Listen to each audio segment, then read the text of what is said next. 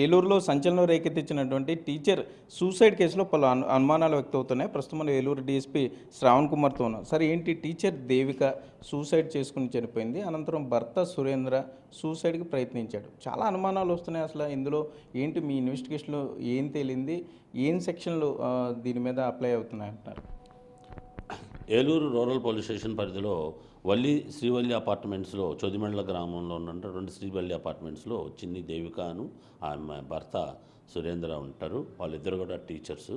వాళ్ళిద్దరు కూడా ఆ రోజునాడు స్కూల్కి ఆమె బర్త్డే అయితే ముందే వచ్చింది. తర్వాత అతను వచ్చేతలకి అతను చెప్పడంలో ఏదైతే భర్త సూసైడ్ చేసుకున్న అతను చెప్పడంలో ఏంటంటే అతను ఎంటర్ అయ్యేతలకి ఆవిడ హ్యాంగింగ్ ఎలాడబడుతుందని అది చూసి తను ఫెయింట్ అయిపోయానని చెప్పేసి, తర్వాత నేను కూడా ఆమెని చనిపోవడంతో నేను బతకూడదని చెప్పేసి అతను చేతులు కాళ్ళు కోసుకోవడం జరిగింది. మొత్తం అంతా కూడా బ్లడ్, తర్వాత ఆమెను వాటేసుకొని ఇట్లానే చేశాడు.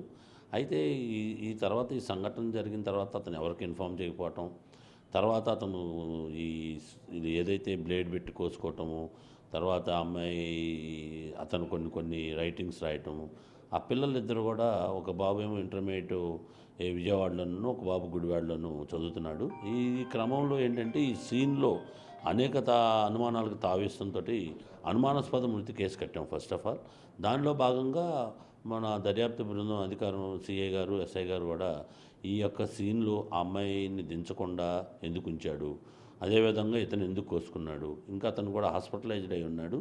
అయితే పోస్ట్మార్టం పంపించాం.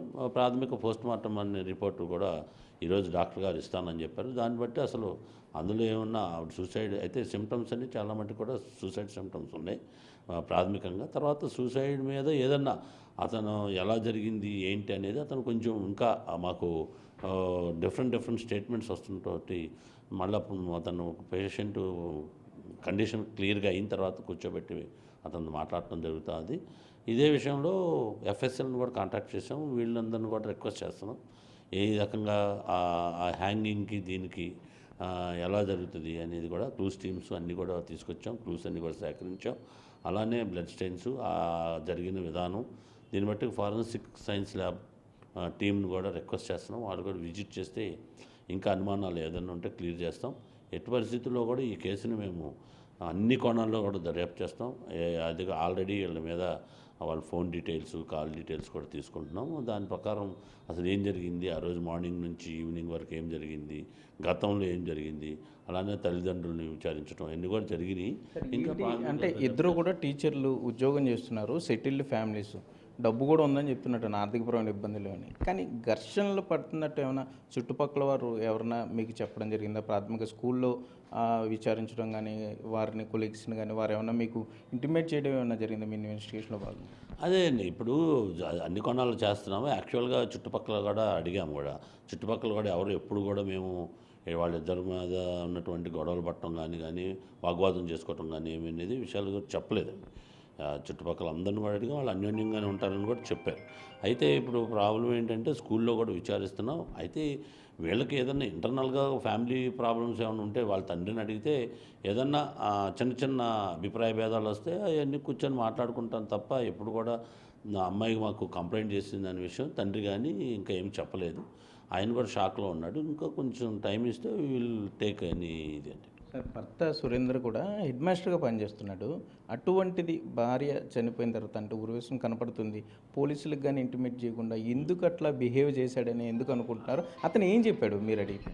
అదే అండి, ఇప్పుడు అతను ఏం చెప్తున్నాడంటే నేను ఆ సీన్ చూసి షాక్ అయిపోయానండి, ఫెయింట్ అయిపోయాను. ఆ తర్వాత నేను చూసి ఆమె లేని బతుకు నేను కూడా బతకూడదని కోసుకున్నానని అతను చెప్తున్నాడు. ఆ కోసుకొని కొన్ని గోడల మీద కూడా బ్లడ్ తోటి రాశాడు.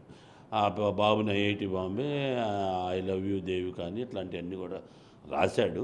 అవే అంటే అతని మానసిక స్థితి, ఆ యొక్క పరిస్థితులు అవన్నీ కూడా బేరీ చేసుకోవాలండి. వీల్ టేక్ ఆల్ యాంగిల్స్ అండి. అందుకని అక్కడ అదే అనుమానం వచ్చింది, ఎందుకని దించలేదు, ఎందుకని రక్షించలేదు, ఎందుకు ఒక హెడ్ మాస్టర్ అయి ఉండి ఎలా చేశాడు అనేది కూడా ఆ కోణంలో కూడా నెగిటివ్ షేడ్స్ ఉన్న అన్ని కోణాలు కూడా మేము ఆ గ్రే ఏరియాని క్లియర్ చేస్తాం. సార్, వాళ్ళు ఉండేది క్లోజ్డ్ అపార్ట్మెంటు, మొత్తం సీసీ కెమెరాల పర్యవేక్షణ ఉంది. మరి టీచర్ వచ్చిన టైమింగు, ఇతను చెప్తున్న టైమింగ్ అంతా ఏమన్నా మ్యాచ్ అయ్యా? సీసీ కెమెరా విజువల్స్ ఏమన్నా తీయడం జరిగిందా?